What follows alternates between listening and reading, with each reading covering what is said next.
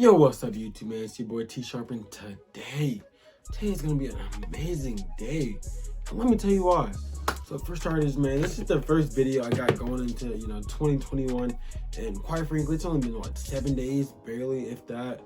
And this week has been crazy. You know what I'm saying? We done made history, all right. But yeah, basically, man, you know what I'm saying? Today, I just want to keep it slight, keep it right. And today we're going to be talking about how to shoot off of a DSLR camera. Any camera like this is considered a DSLR camera. So today I'm going to just give you a couple tips on how I shoot, what setting I shoot off of, and really how to control that setting, how to do all that, man. So I'm not going to really get into it too much with y'all. Y'all stay tuned to the end because the end going to be kind of interesting. You know what I'm saying? We're going to really be getting into 2021 and explaining, talking about the goals and really how I want to move this year, bro. So with that being said, man, I ain't going to hold y'all too much. We're about to get right into the video, man. So I will see y'all in 1 second. Let's go.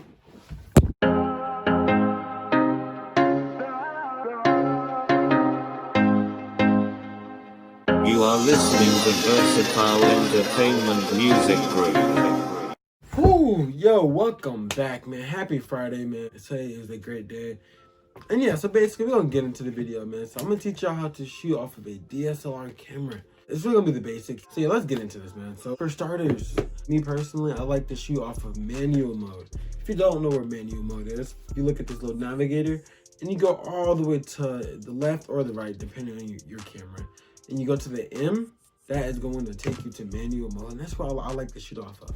I feel like manual mode, it gives you the most freedom to really, you know what I'm saying, play around with your image, do what you want, control it, do this, do that, you feel me? So yeah, let's go. So for starters, the first thing I want to get into is the ISO.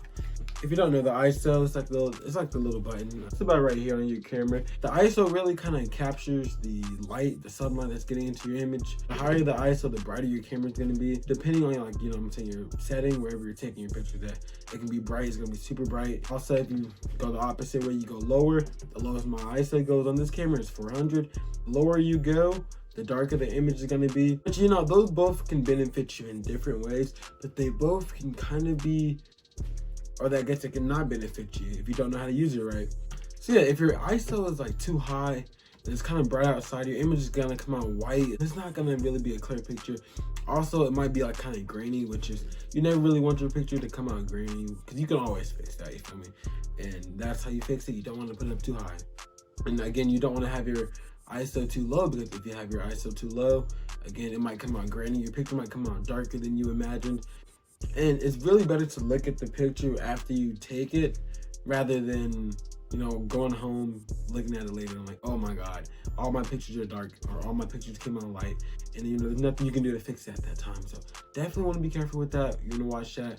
And yeah, really get comfortable with working with the ISO and the settings. You can really put it on automatic, like auto, which would also help with your auto. It's kind of gonna read it. It's kind of gonna read the setting and change it itself. So yeah, definitely want to get comfortable with that.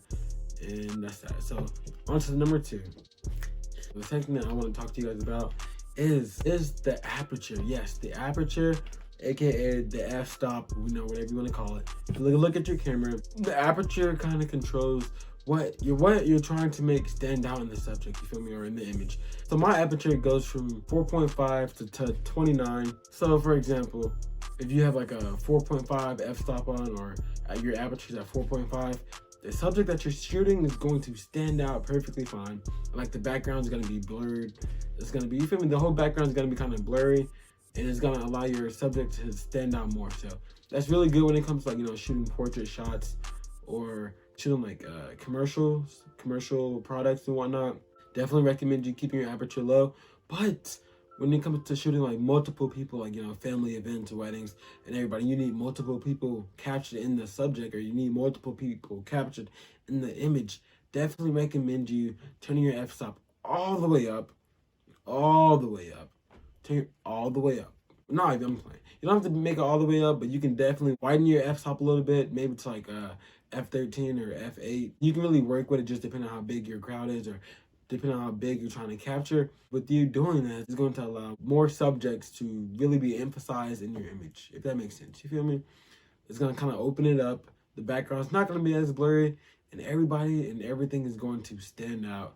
So you really don't get that one thing standing out, but I mean, it's okay. Again, depending on like what you're shooting and the event that you're shooting, it's gonna be okay. If you haven't already, make sure to hit the subscribe button, hit that like if you guys are enjoying the video, and yeah, stay tuned to the end because yeah, we're gonna talk about goals and all that stuff. Anyways, number 3, the third thing I want to talk to you guys about is the shutter speed, and that is another important key when shooting on manual mode.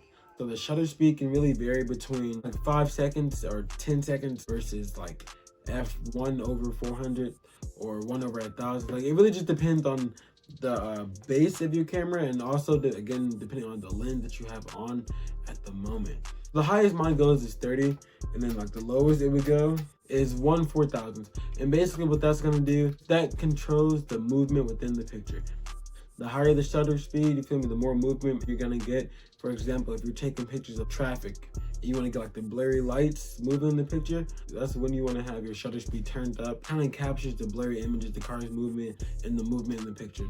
But if you're shooting like sports or something like that, and you want to make your picture stop moving, like the still movements, the still motion shots, you should lower the shutter speed. Therefore, it kind of like freezes the frame. But the thing when it comes to lowering and raising your shutter speed, it can be a couple of issues with going too high or going too low. That can affect the ISO, and that can also affect the aperture of your image. If your shutter speed is too high, it's going to be very, very, very sensitive when it comes to movement. Yes, the higher your aperture, I keep saying aperture for some reason. I literally don't know why. The higher your shutter speed, you have to be careful because like the slightest movement, it can literally throw your whole image off. So I'm gonna give you guys like an example of like a high. Like I want you guys to hear it, like, cause I promise you can hear it. I put it on 3. Now this is what you're gonna hear. You hear that? Dum, dum. It's like a little pause. Now pause. If you move your camera or whatnot within that small pause, it can literally shake the whole camera, destroying it. So I definitely recommend, if you're gonna shoot like with the higher shutter speed, to get a tripod or something that's going to lock your camera in place so it's not moved, therefore it's not subject to movement or unnecessary movement and unbalance and blurs and all that good stuff. And then when it comes to lowering your shutter speed, the problem with that, if your shutter speed is too low, the image is going to come out dark. And you don't want to have a dark image. Yeah, it's gonna be still, but it's gonna be pretty dark. So you might want to have to go adjust your ISO and kind of like brighten the ISO up. You know what I'm saying? It really just depends. You can kind of mix and match with that, play around with that or not. But yeah, you really shouldn't go under like 1/500. Depending on like whatever it is that you're shooting, you might have to go lower. But yeah, just be careful and be aware that it's going to darken the image because like the amount of sunlight is like, well, 1/500, you feel me, of a second. So it's gonna be boom real quick. No sunlight is really gonna get inside of your camera. No lighting is gonna get inside of your camera, inside of the lens. Therefore, it's gonna be black. It's gonna be a darker image, and nobody really wants to have a dark image. So definitely want to be careful with that. And yeah, so the ISO, the shutter speed, and the aperture, the 3 main things you need when shooting on manual mode on a DSLR camera. Now with that being said, dude, it is 2021, and this is the first week into the new year. So why not start off with 3 goals? I wrote them down on this piece of paper right here. 3 goals I have for this year. Really kind of just keep learning photography. I gotta keep learning photography. I gotta keep learning because, you know, you can never learn too much. And that's really why I love this. You can never learn too much. I get to understand more about photography that I don't already know.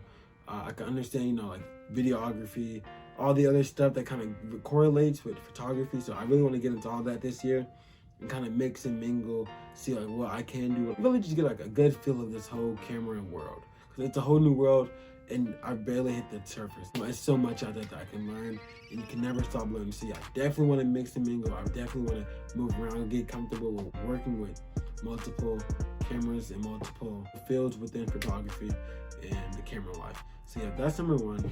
The other goal that I have for this year is really just staying consistent. And that is, I gotta use that because it's gonna be beyond me just being a photographer. That's gonna go with me in school, me just being on the regular thing. It's gonna go in my everyday life. Gotta stay consistent. I'm just not getting back into school, so that might take up some of my time. So yeah, still once a week. I want to be consistent. I want to post every week. I don't want to miss any Fridays because the day I miss a Friday, you don't, you know what I'm saying? You don't even know. We don't even know. I don't even know what's gonna happen. So yeah, just want to stay consistent. I want to stay consistent with my schoolwork, stay consistent with cleaning up, stay consistent with getting photo shoots, and just stay consistent. That is the number 1 word this year. It's consistency. You gotta stay consistent. I hope y'all do too. I hope I can motivate y'all to stay consistent. You feel me? Let's all work together to stay consistent and have a great year. You feel me? No cap. And then the third one is simple, easy. Get the bag. Just get the bag. I gotta lock in and get the bag. That's really my third one, I promise you. I'm locked in, but I gotta lock in. You feel me? Think about that one. Let me say that.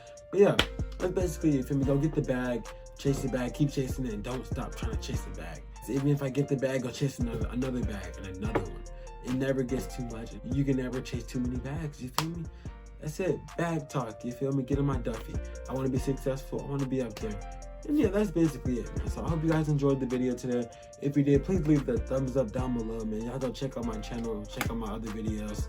And then leave a like, subscribe, turn your post notifications on every Friday at 8 a.m. You can watch this in school, because I know everybody's kind of getting back to a school flow. If you're in class, you're chilling, you're bored, watch my videos. If you're waking up in the morning, watch my videos. If you're in bed while you're being lazy, you don't want to move, watch my videos. We're going to turn up, man. This year going to be a good year. I can feel it. It's going to be an amazing year. I cannot wait. That's basically it, man. So with that being said, I'm actually officially done with this video today, man. I hope y'all enjoyed, and I will see y'all next week. Y'all go follow me on Instagram at TsharpProductions, Tyler Sharp. You know the vibes, man. Follow me, book with me. We're going to turn up. 2020 is our year. I will see y'all next week, man. Your boy T-Sharp is out.